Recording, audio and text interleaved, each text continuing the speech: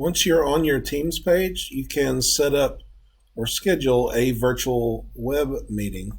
To do so, go to the bottom of the text chat feature here, the text chat box, and click on this video camera icon and type in the subject.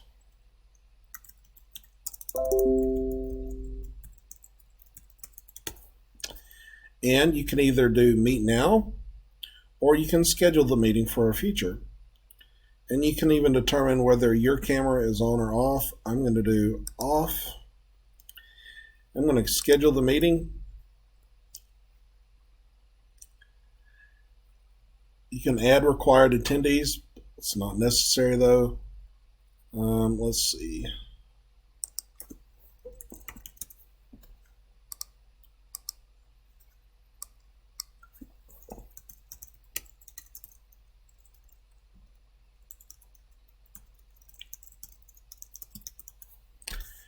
And we'll set this for now.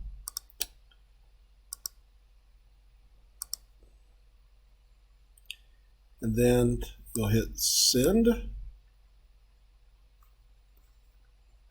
And what it does is it sets up a link here in the meeting room to open the meeting, and